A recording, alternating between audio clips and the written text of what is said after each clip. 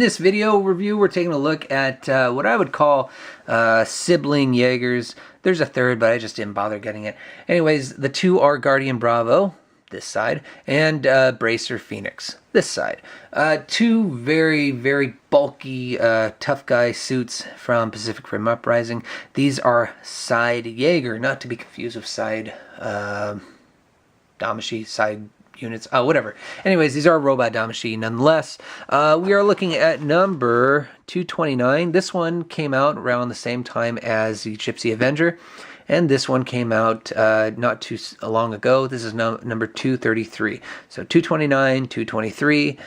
Turning them around, we have their bios, which yeah, you can see there. And then we have some, some promotional photos. Basically them holding their weapons and them posing as well. So not too much to leave to the imagination.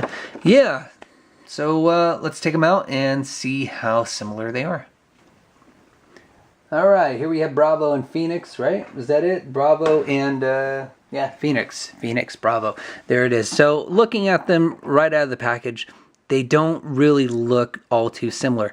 But when I say sister suits or sibling suits, I'm mostly referring to how they're short, stumpy, and they're basically the bulky, big tough guys who back up the hero suits.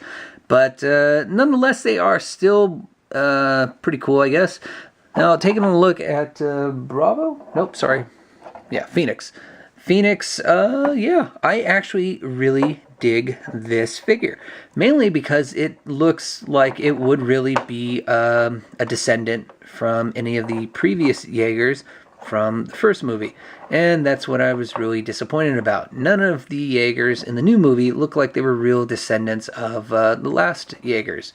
Gypsy Avenger, of course, looks like Gypsy Danger, but you know, I don't know, it's just me. Anyways, Bracer. Ooh, God. What is this one? Bracer Phonix. Phonix. Yeah, nice little decals on the shoulder armor. Some guns on the sides and whatever. I believe this is the one where there's machine guns up in the front that can move up to the or over to the back. So that's pretty cool. Now, while the front is very well painted and looks very cool, the back looks all plain and frumpy and dumb. So that's what sucks. You go in the corner. And then, of course, he has these Minotaur kind of hoof feet going on, which, yeah, makes him probably going to fall over really easily. Now, looking at Bravo here, much more upright, easy, simple legs, a little bit thinner than the Phonix, but I don't mind. Still plain, very, very plain on the back. It just looks like plain colored plastic, while the front has nice decals on the forearms, on the face, on the chest side right there, on the legs a little bit. So kind of really disappointed. While they make these nice sculpts, they don't really paint them out too much, but it's understandable, I guess. It's a lot of work to do that. Anyways, let's go into accessories for these two guys. I'm gonna spit my gum out right now. Starting with Bravo, now these figures are just downright plain and basic in terms of accessories. We get an extra pair of hands, the open hands shown here. So putting those right there. And then he gets only two more accessories, his weapons, or its weapons, the electrified whip. So basically this guy is Whiplash from Iron Man 2. And, they're nice and posable. They probably can break after bending these wires for a little too long. But that's not too bad, I guess. Looking at Phonix accessories, let's see. Yeah, same thing, open palm hands to switch out the fists with. And look at that. One fist, or one hand, has like more armor on the other hand, or on the, the top of its hand than the other one. So, okay, that's different. And then the only accessories in terms of weaponry that this figure gets are the machine guns that move up to the front or go in the back. And you can't have them, you can have them both in at once, but that wouldn't be very movie accurate. So, in terms of accessories, these guys kind of suck. They're not really good weapons. To switch out Phoenix's chest for the machine guns, you basically just take off the chest. How easy is that? And then you go ahead and put in this boxed version of the machine guns. Let me see, am I putting it in the right way? Am I even putting it in the right one? Maybe, nope, that's the back one. This is definitely the front one. And where is it? How come it's not going in? Maybe I'm wrong. Am I? Wow, I was wrong. Excuse me. Anyways, there's the machine guns. Now in the movie, these machine guns can slide all the way around the sides of the Jaeger. Now I gotta take this shit out. Man. Come on, pop out. There it goes. Alright. Now you can put in the square looking one. And of course, this is going to be difficult on camera. Yeah, there we go. So guns in the back, guns in the front. And I believe this is the suit that had 3 pilots. So somebody manning the guns while 2 pilots up in the head, moving around this guy's whole body. Now the unfortunate part is for these hands, they pop off really easily. I don't know what it is.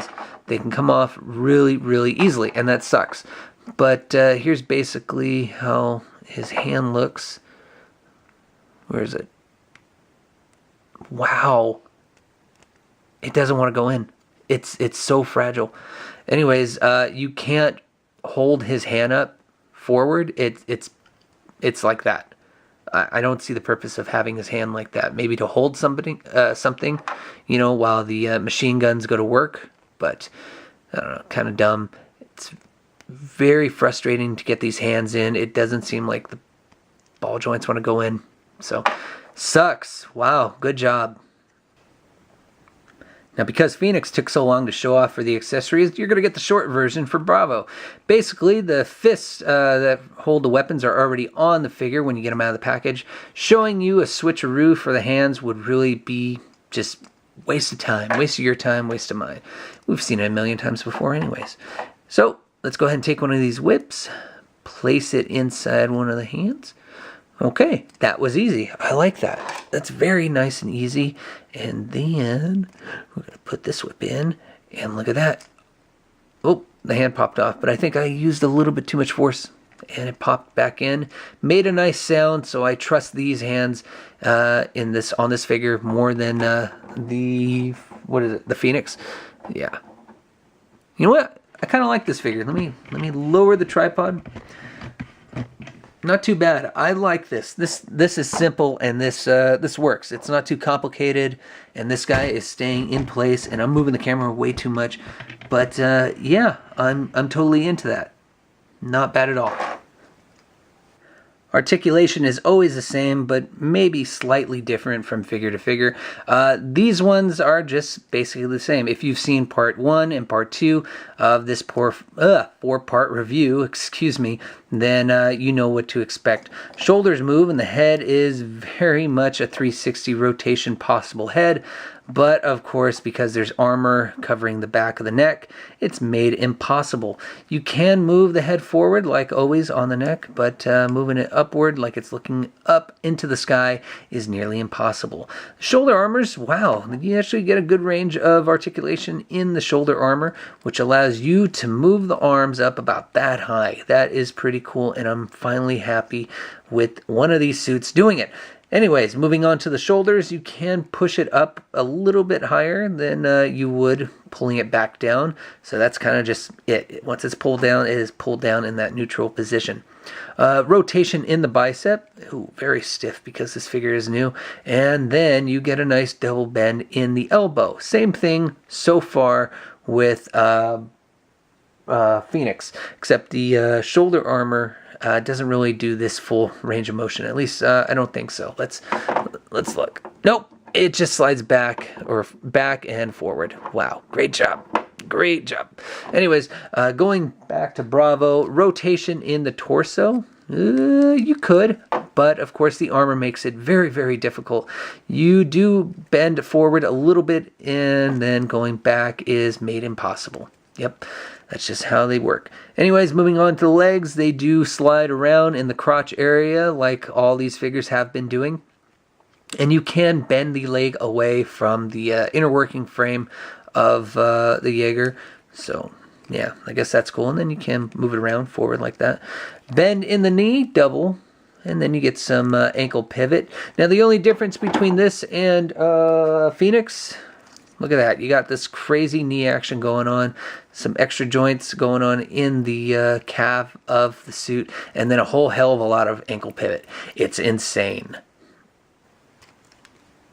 Final thoughts, but of course, let's do that all-important size comparison. Putting Obsidian Fury behind these guys, man, super short. They are two little shorties. And then we get Saber Athena, a little taller than these shorties. So that kind of makes sense. But yeah, these guys are definitely the brawler suits of the team. And let's take Fury out of there. So, in terms of which one I liked or preferred more, definitely Bravo. He just, was more put together, basic figure, and a nice little, side figure to have with the heroes of the film. Phonix, however, just really a big old mess. I just, for some reason, didn't like this figure as much as I liked Bravo. Phonix, his hands kept on popping off really easily, no matter what I did. No, doesn't want to do it now. And in terms of just articulation, it wasn't as free going. Now in the movie, this is what really upsets me.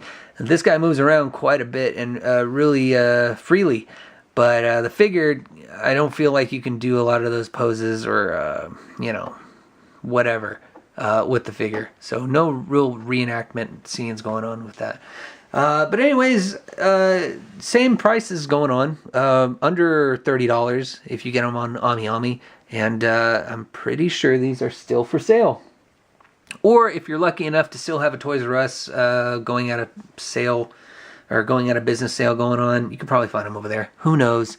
Anyways, that's been part 3 of the Pacific Rim Uprising. And I think I'm going to do a 4th short video to have an overall review of the line and give you my final thoughts on that and possibly the rant on the movie. I don't know yet.